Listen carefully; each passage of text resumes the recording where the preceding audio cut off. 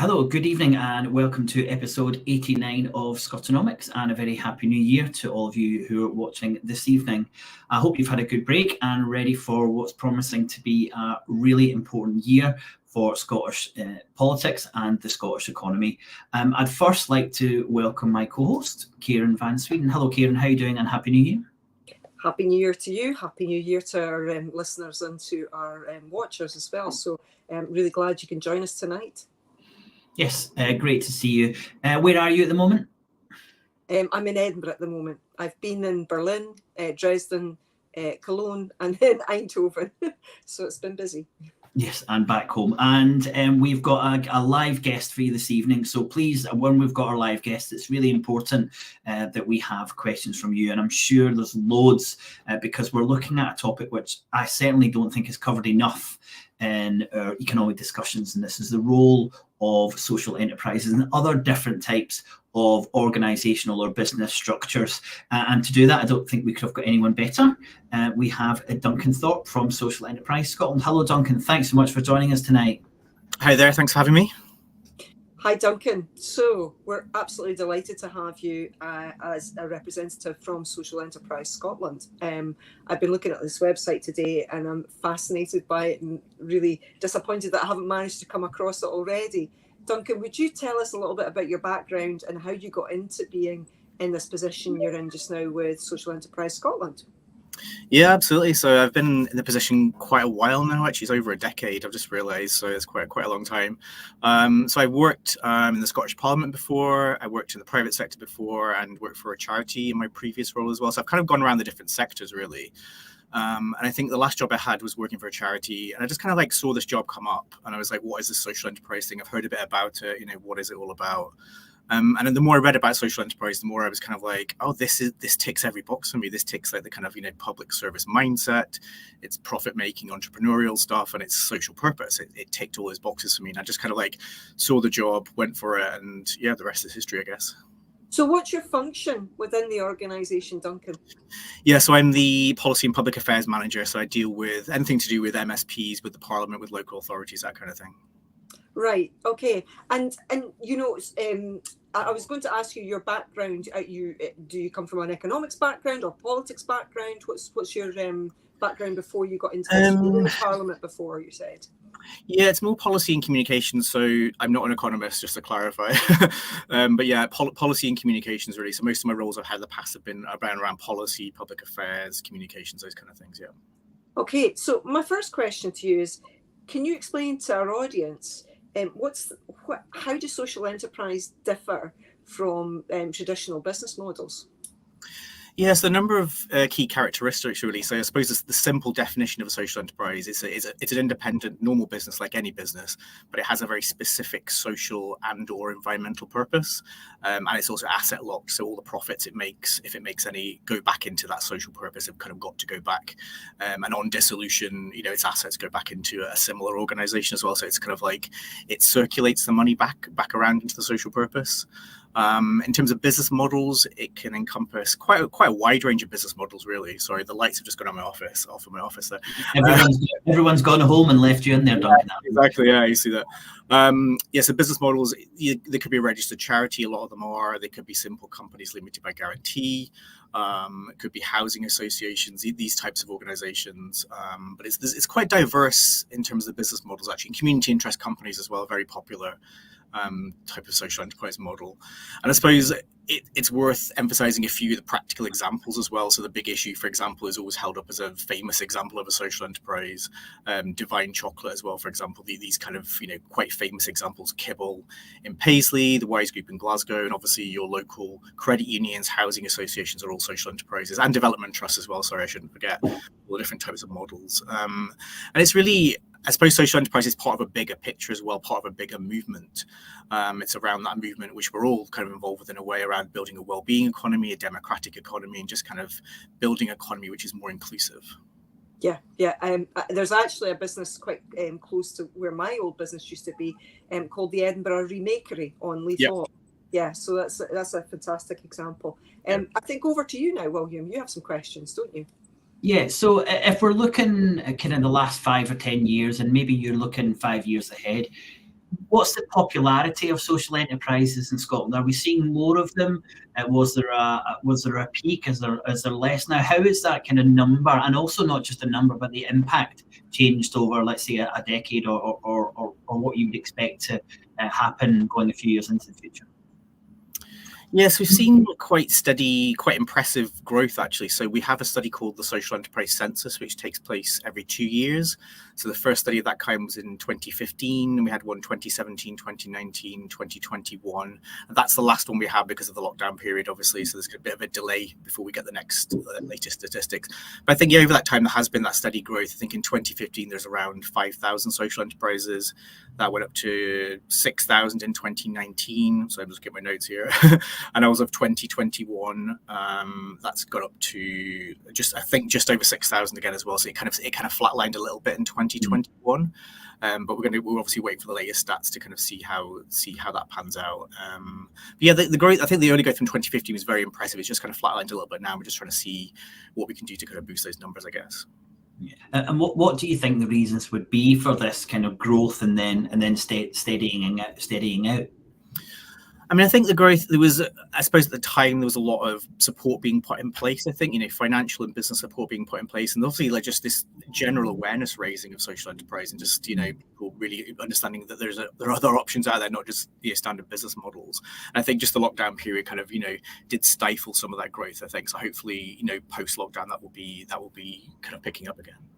Yeah. And when we're looking at social enterprises, I'd like to kind of draw it right back and almost say, what's the need for a social enterprise? What's the perception that there's something wrong with the way that other businesses are structured? Or is this simply about having a variety of different types of businesses?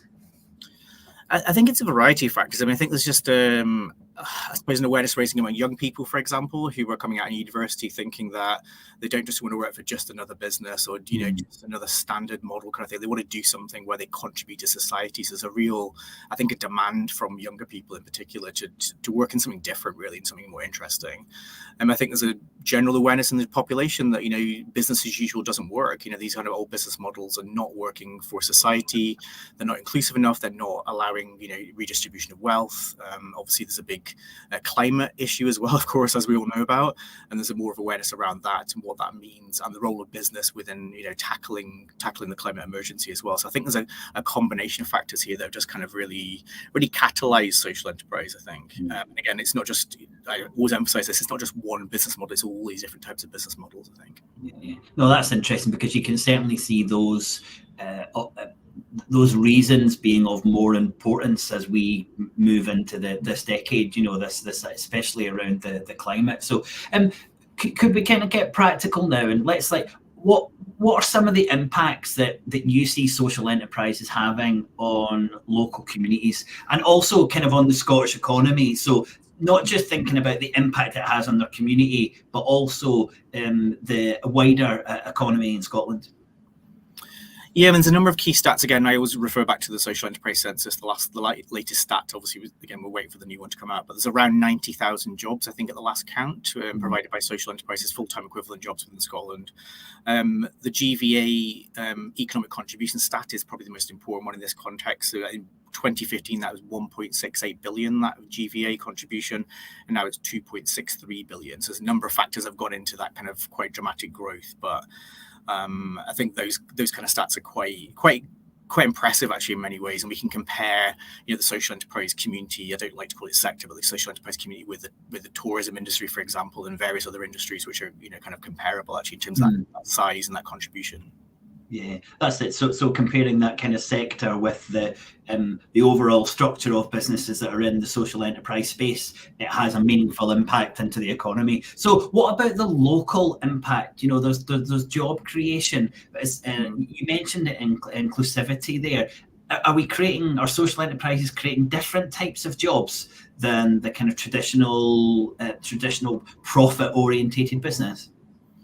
Yeah, I think so. I mean, we're very much connected to the Fair Work agenda, obviously the different aspects of the Fair Work agenda, the Scottish Government Fair Work agenda. So, a really good stat actually is a real living wage payment. So, 85% of Scottish social enterprises pay the real living wage, which has gone up again this last census kind of thing. So we obviously want that to be 100% at some point, but obviously that's the real living wage, the voluntary paid one, which compares, quite well with the private sector, for example, where those figures are far lower than that.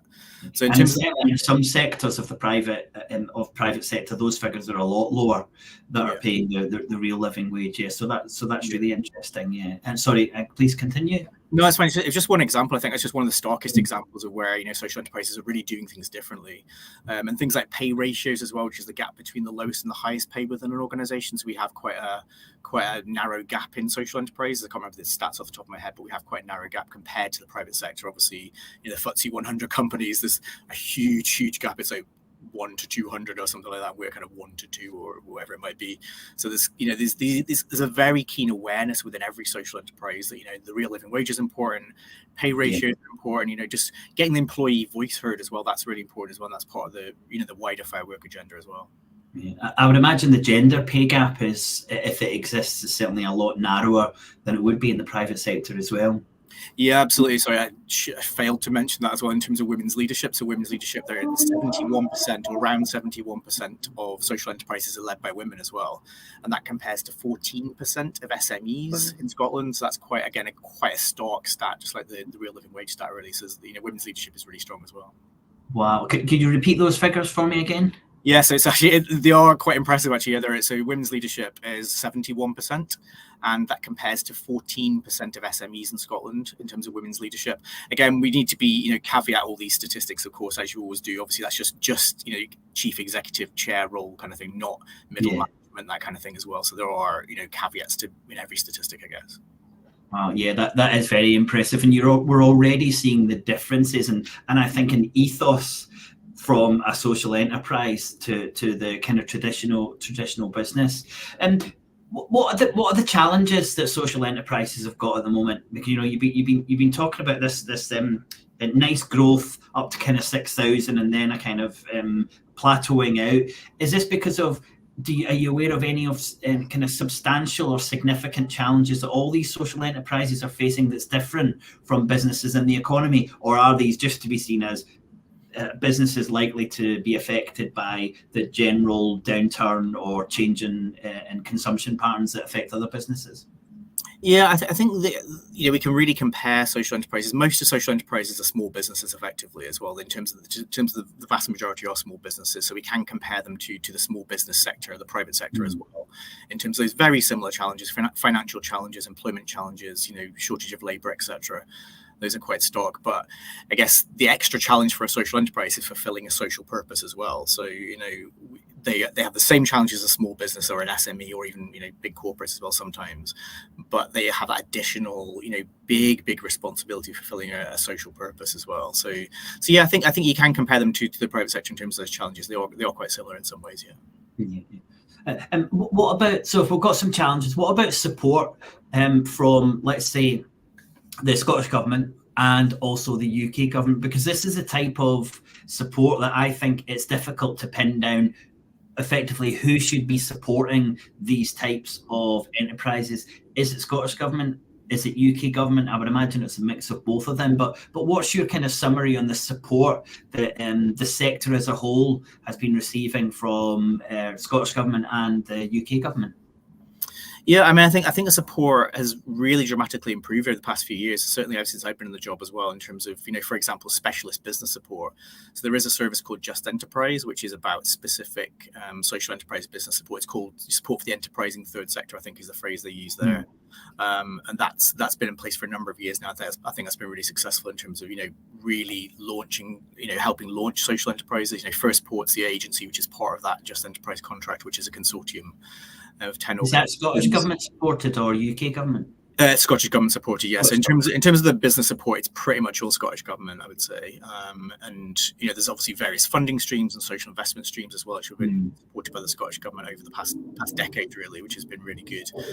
In terms of UK Government side, it's more things like tax relief, for example. So we did have an issue a while ago about social investment tax relief and losing that tax relief. These kind of mechanisms, I think, which the UK Government could certainly improve on, I would say.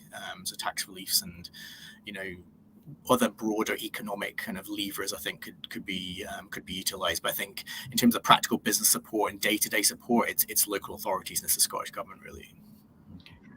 I've got a question that might be technical around the kind of corporate governance.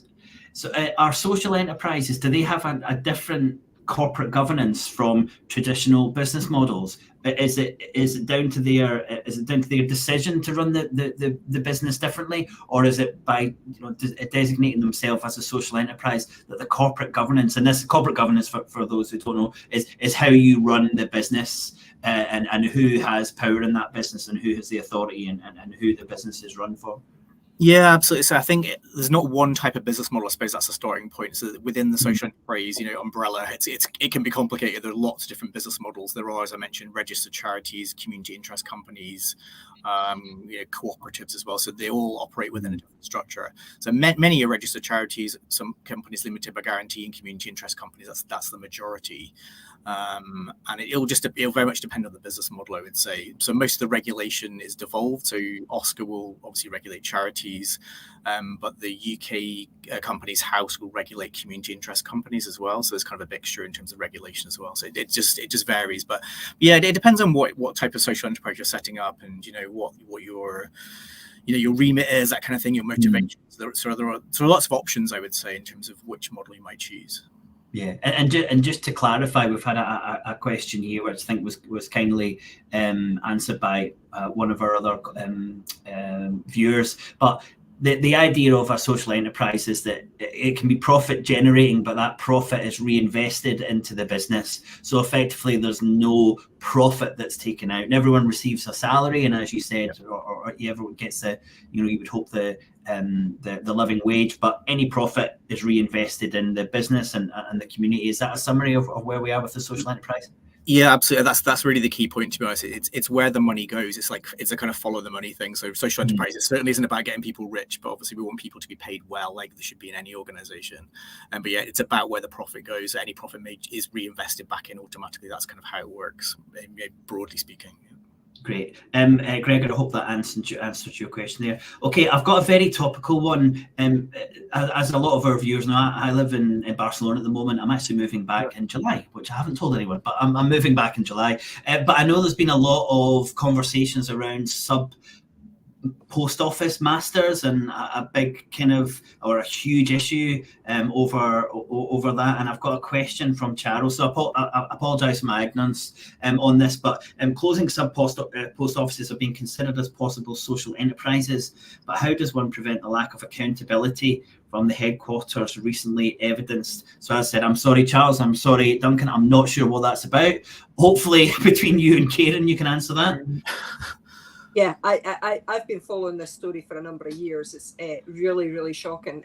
There's Andrew Tickell has written really well about this in the National. So for anyone who's not aware of this, the post office was privatised and it used special software, new software for its accounting. The software was making mistakes, and the postmasters or mistresses, or that's probably the wrong word nowadays, were being blamed for this actually happening. And many of them actually put their own savings, in order to try and balance the books and to try and maintain their positions as looking after the post offices.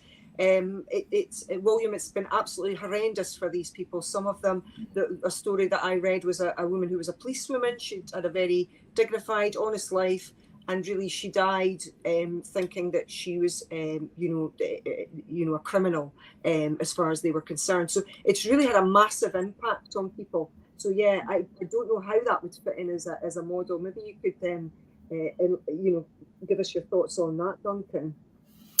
Is that in terms of the kind of the buildings? Is that what it's referring to, or? Having a post office service as a social enterprise. Do you think that we could do that? I think absolutely, yeah. And I think if you look at the kind of breadth of social enterprise and the sectors they work in, it's really broad. It's really quite impressive, to be honest. So you go into pretty much any sector of the economy and there's a social enterprise there of some kind. I think emerging sectors could be tech, for example, which is kind of unexpected in social enterprise maybe. There's lots of, I think, they can operate in any sector. I don't think there's any barriers at all. No, yeah.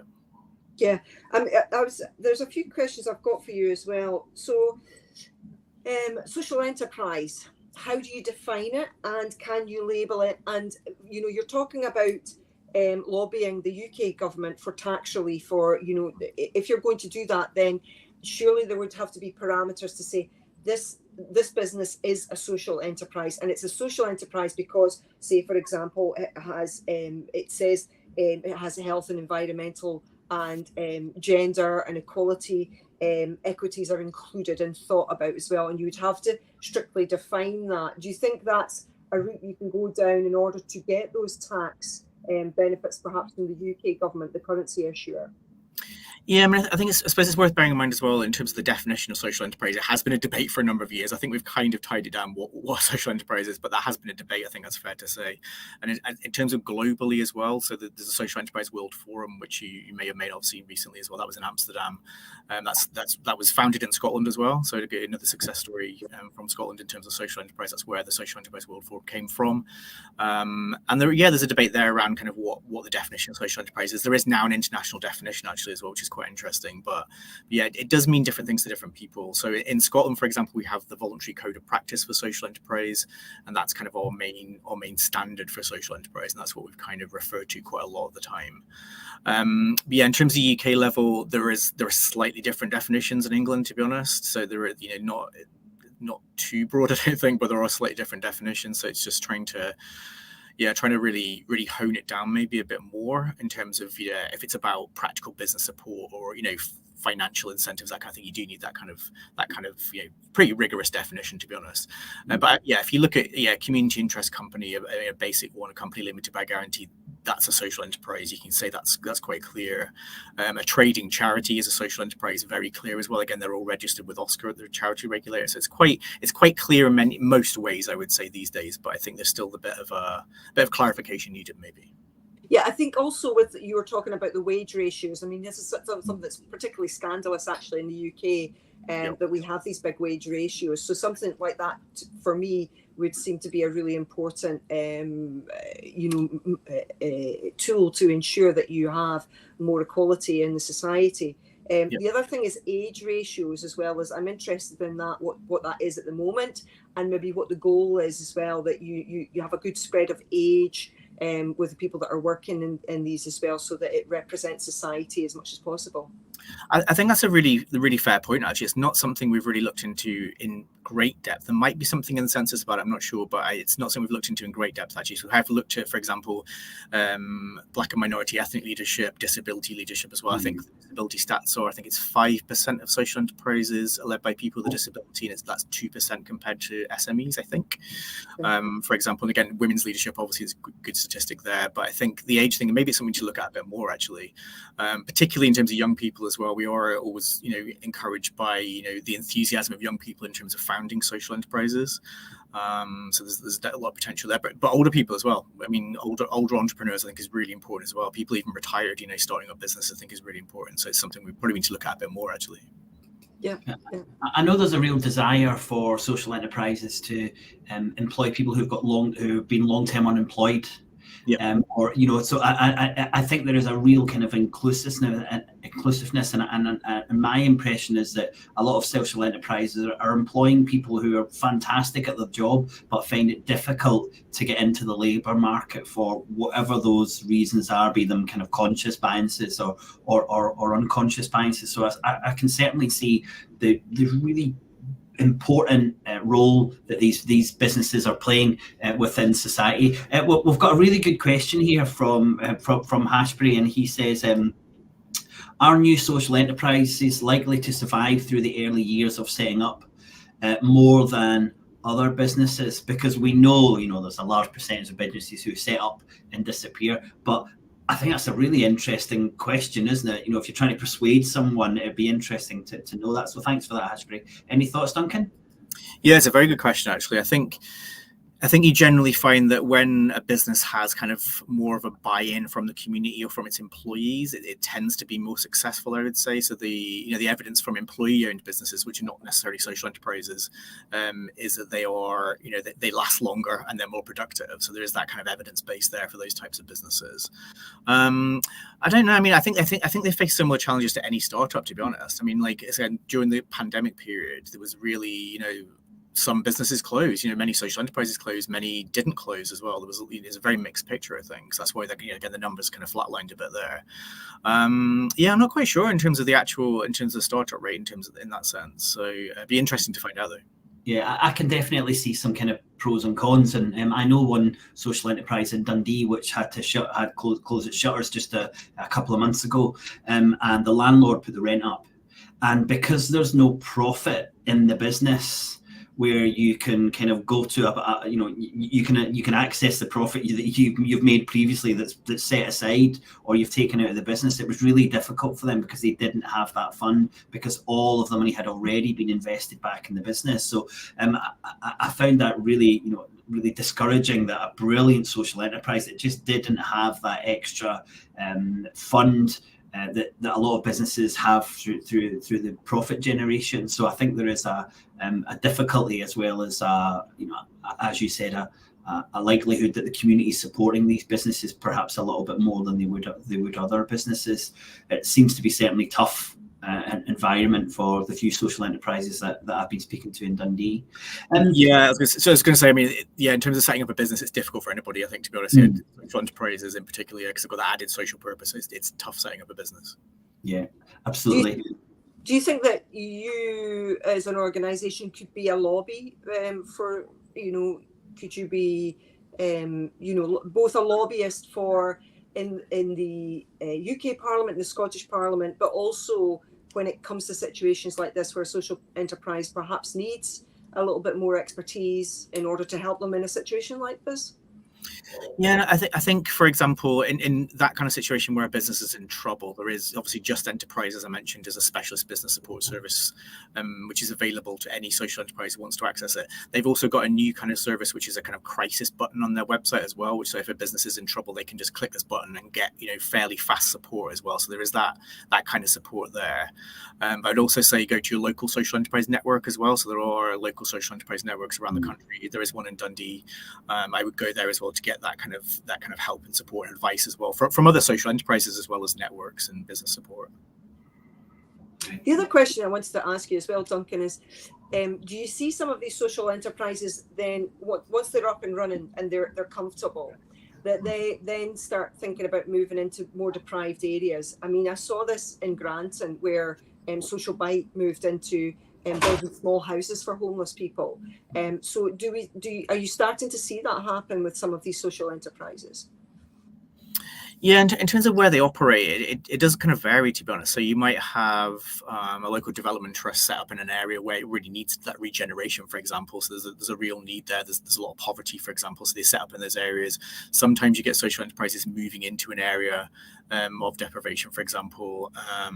So yeah, it kind of varies. I mean, I suppose there is sometimes an issue where it's easier for a social enterprise to be set up in a kind of fairly wealthy area, actually, because there's lots of retired people who can kind of volunteer their time, that kind of thing as well. And there's an issue maybe with really kind of igniting social enterprise and entrepreneurial spirit within poorer communities. I think that's a real issue. I think First Port are really looking into that as well, about how we help poor people set up their own social enterprises effectively and empower themselves to do that. Because I think there is that. It's a bit of a mixed picture, I think. Yeah, it's really interesting. Yeah, I'm really excited that the employee buy-in is really making such a big difference. I think that's so logical, of course. But it's great to hear it being said by you. That's great. It's fantastic. Yeah. And following on from that one, Duncan, are you finding social enterprise hubs? A kind of classic economic theory is that once you have one successful type of business, then other similar businesses start to congregate, and you end up with these kind of really important hubs. Is anything like that happening in Scotland? Yeah, I think that's a really good point, actually. So, as I mentioned, you have these local social enterprise networks, and I think it's think it's 18 off the top of my head. There's 18 social enterprise networks in the different local authority areas in Scotland, and they are kind of networking, intertrading, learning, support bodies. They can really catalyze that local activity and bring people together really to kind of learn from each other and trade with each other. I think it's really, really important. You've got organisations like the Melting Pot in Edinburgh as well, which is a kind of hub, a learning hub, a kind of innovation hub as well, where businesses can meet each other and learn from each other as well. So I think that's a really important point actually. I'm going to ask a couple of kind of broader questions then. So you said that you've got support from the Scottish Government. We've got about 6,000 social enterprises. The three kind of key economic objectives, if you can call them that, for the Scottish Government. The first is around a just transition. The second is a circular economy.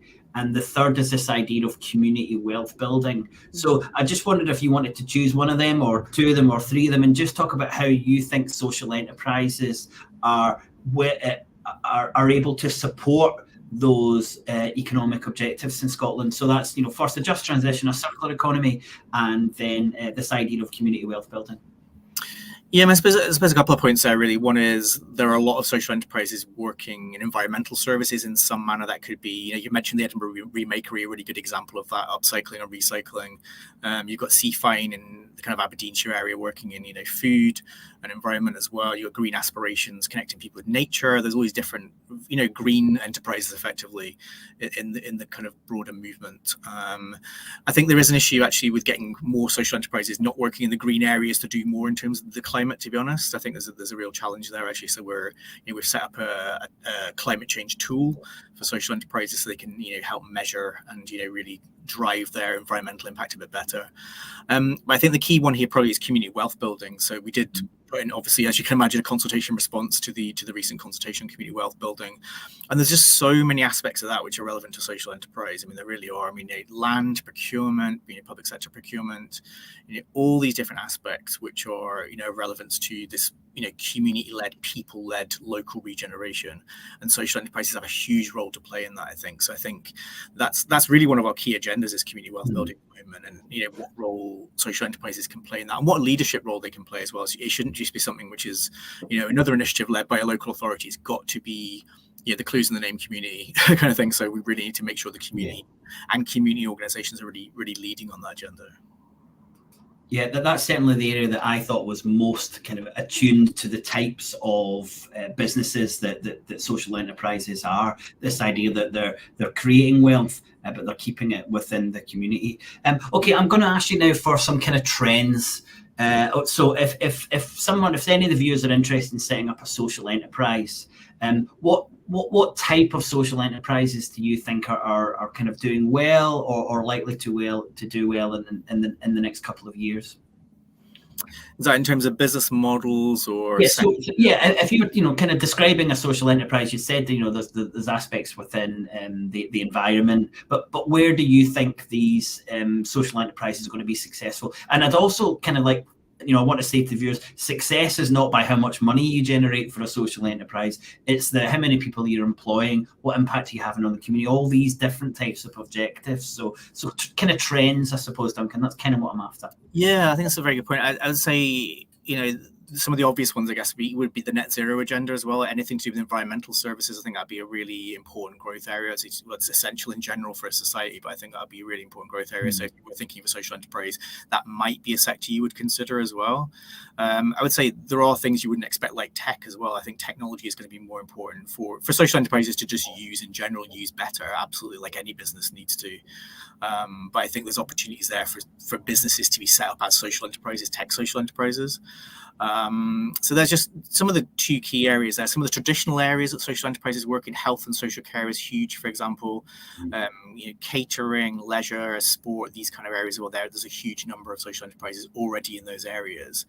But I would say you can set up a social enterprise in any sector, and in sectors you wouldn't expect. I think that's the thing as well. So I really like it when you see a social enterprise, you're like, oh, I didn't expect one to be in that sector or in that part of the country, that kind of thing. I think so there's lots of yeah, if you're an entrepreneur and you're thinking of setting up a business, just consider a social enterprise option. There are these options here. There are these alternatives. You could set up as a cooperative, community interest company, kind of thing. You don't have to go down that traditional route of a traditional private sector business. There are options available which are better and will, improve your environment, your natural environment, better for social justice if that's what you're motivated by as well. All these options there. But again, a lot of it's about awareness raising. It's about saying to people, these options are there. You don't have to go down this traditional route that your local business advisor told you to go down. There are alternatives. I'd like to add to that it's not just setting up the business, it's also working for social enterprises. And I was on a panel a couple of months ago about event organisers, and it was a well-being session, and a lot of the audience were saying how hard they're working and how they're not enjoying certain elements of their jobs.